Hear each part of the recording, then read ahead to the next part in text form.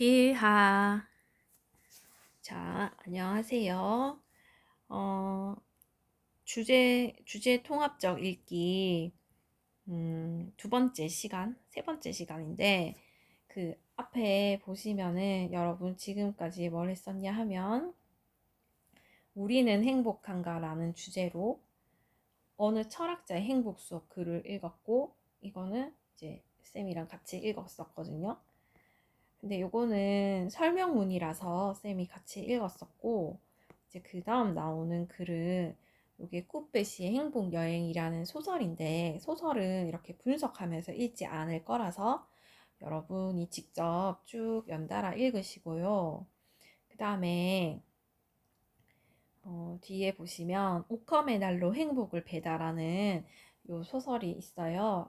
이 책이 있어요. 이거는 소설 아니고 논설문인데 사실은 좀 무거운 그런 내용의 논설문이 아니라 좀 가볍게 에세이처럼 나와 있거든요. 그래서 얘도 분석하면서 읽지 않겠습니다. 자, 그래서 여러분이 직접 읽어보시고 이 동영상을 잠시 멈췄다가 다시 그 돌아오세요. 돌아오시면 선생님과 함께 그 활동지를 보도록 하겠습니다. 그래서 이거죠? 네, 그래서 이렇게 활동지를 함께 보도록 하겠습니다. 자, 책 읽고 오세요. 돌아오세요.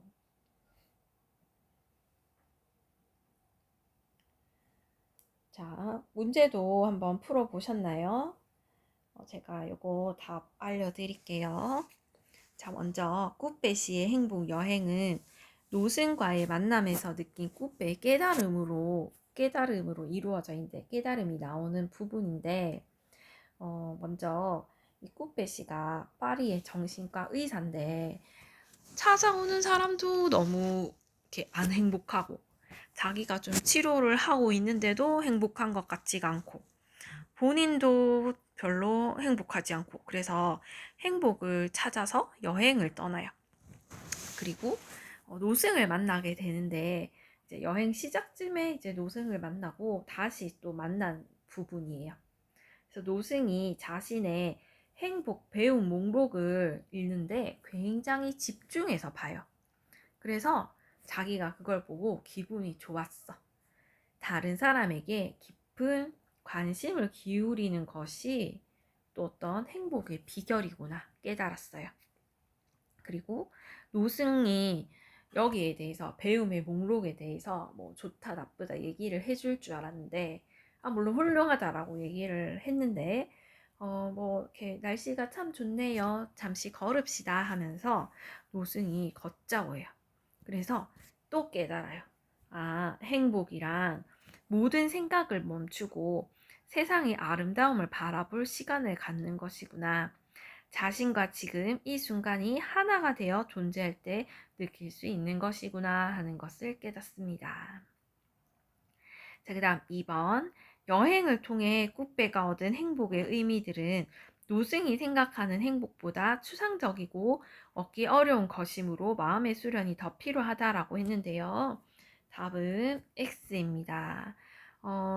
노승이 아주 훌륭하게 잘 찾았다. 그리고 목록을 보시면 구체적인 내용들로 나와 있습니다. 자, 그 다음 제재 개관 보겠습니다. 주제는 자신과 지금 이 순간이 일치할 때 얻어지는 행복이고 특징은 꾸빼가 여행과 노승과의 만남을 통해서 행복의 의미를 깨닫는 과정으로 되어 있습니다. 특징은 배움 목록을 통해 행복의 의미를 구체적으로 제시하는 것인데 배움 목록이 책에 보시면 뭐 배움 1, 배움 2, 배움 3 이렇게 해서 목록이 나오는 독특한 면이 있습니다. 자, 그 다음에 오컴의 날로 행복을 배다 보도록 하겠습니다. 오컴의 날로 행복을 배다는 요거는 행복의 기원이라는 책의 일부분입니다. 행복의 기원.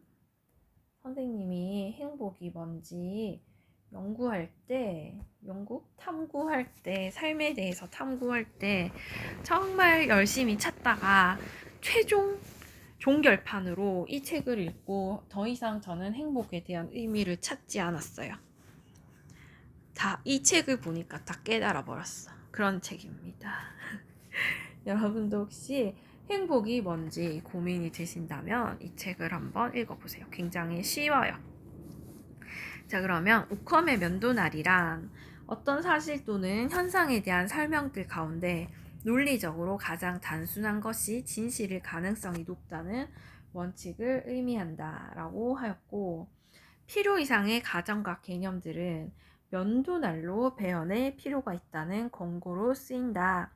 그래서 어떤 설명이 있을 때 뭐 군더더기가 많고 뭐 조건이 많고 변명이 많고 이러면은 그게 과연 정말일까? 이렇게 되는 거죠. 진실일수록 단순하다. 그 다음 2번 진화 생물학적 관점에서 본 행복. 메슬로우의 욕구 단계 이론이 나오는데 교과서에 보시면 뭐 이렇게 해서 이쪽이 좀 본질적인 욕구, 이쪽이 뭐 자아 실현 같은 좀 욕구예요. 그래서 본질적인 욕구보다 뭔가 자아 실현 욕구가 더 훌륭한 것처럼 보이게 되어 있으나 이 진화 생물학적 관점에서 행복을 봤을 때에는 그 본질적 욕구를 채우는데 도움이 되기 때문에 자아 성취를 한다 해서 이 순서에 대해서 어떤 의미를 두지 않고 본질적 욕구가 아주 중요하다라고 얘기를 하고 있고요. 2번 행복은 가치나 이상, 도덕적 지침이 아닌 구체적인 경험이다 라고 얘기를 하고 있습니다. 그리고 쾌락적인 즐거움이 그 중심이 되고 있다. 이렇게 보고 있어요. 그 다음 3번 글쓴이의 주장. 그래서 글쓴이는 뭐라고 주장을 하고 있는 글이냐. 행복이란 일상에서 긍정적 정서들을 자주 경험하는 것이고 2번 즐거움을 추구하는 삶의 태도가 자신의 행복을 누적하는 가장 현명한 방법이다 라고 얘기를 하고 있습니다. 그래서 이 글을 정리를 하면 쾌락을 바탕으로 한 구체적인 경험인 행복 이렇게 정리할 수 있고, 특징은 다양한 이론을 근거로 활용하여 행복의 의미를 주장하는 것이 특징입니다. 그리고 구체적인 사례를 제시하여 자신의 주장을 뒷받침을 하고 있는데, 예를 들어서 교과서에 보시면 C 교수의 실험이 나와요. 그래서 이 하트 모양 초콜릿과 물방개 같네. 이거 잠시. 어머. 자, 바퀴벌레 그려야 되는데. 그래서 어떻게 생겼죠? 자, 그래서 이렇게 바퀴벌레 모양 초콜릿이 있어. 근데 얘의 이제 4배란 말이에요. 크기가. 그랬을 때 사람들이 뭘 고를까 하는 거죠. 그러면 이게 4배라는 걸 알고 있으니까 보통 많은 사람들이 68%의 사람들이 요거를 골랐어요. 근데 막상 먹을 때 기분 좋은 건 요게 물론 지금 듣고 있는 친구들 중에서 바퀴벌레 먹는 것이 취미다 이런 친구들이 있을 수도 있죠. 괴식을 아주 즐기는 그런 친구도 있을 겁니다. 하지만 70%, 약 70%의 사람들 중에 다 모두가 바퀴벌레가 좋아서 이걸 고르진 않았겠죠. 마음속으로는 하트 모양이 더 먹을 때 즐거운데 크기가 커서 선택한 친구들이 있다는 거야. 그래서 이게 어떤 합리주의긴 한데 기분적인 측면을 무시한 거죠. 기분이 안 보이니까. 근데 기분이 바로 행복이다 라고 지금 이야기를 하고 있는 거고, 예를 들어서 이런 거죠. 어떤 친구가 별을 너무 사랑해. 그래서 천문학을 공부를 하고 싶어. 근데 자기가 계속 1등급이다.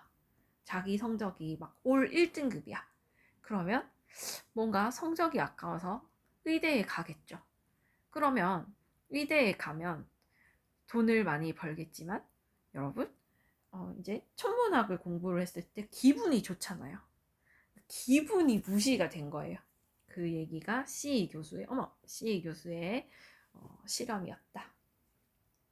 자, 그 다음에 3가지 이 동일한 주제에 동일한 화제의 글들을 모두 비교를 해보면 먼저 어느 철학자의 행복 수업 보시면은 글의 영역은 철학 분야였고요. 글의 갈래는 설명하는 글이었고요. 행복을 바라보는 관점은 행복은 지성, 감성, 도덕성의 능력을 종합적으로 발전시켜 자기 자신만의 삶을 실현하는 것이다 라고 이야기를 했습니다. 미리 이렇게 얘기를 했습니다. 그 다음에 문학.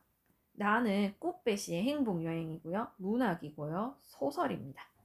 그리고 행복은 먼 미래의 목표가 아니라 지금 이 순간에도 존재하는 대상이다 라는 관점으로 보고 있고, 그리고 다는 심리학 종류 글 영역이고, 주장하는 글의 종류는 주장하는 글이고, 행복은 거창한 관념이 아니라 일상에서 느끼는 구체적인 경험이다 라는 관점입니다.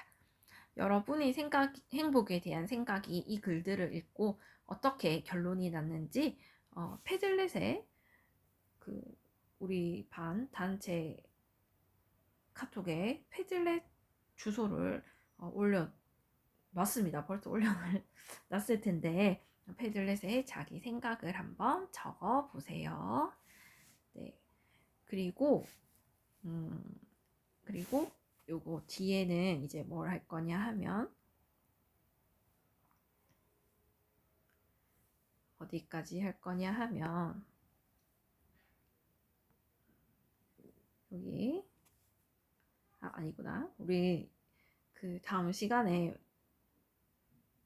할 게 이제 주제 통합적 읽기 이렇게 여러분이 실제로 적용해서 하는 그런 활동을 할 거거든요. 그래서 그 활동은 역시 파일을 첨부를 해 두도록 하겠습니다. 그래서 제가 그 파일 여기에 지금 없는데 요 탭에 지금 없는데요. 제가 온라인 클래스에 올려두도록 하겠고요. 거기 활동지 잘 보시고 활동지 문제를 풀면은 되겠습니다. 네, 수고하셨습니다. 키릴빠.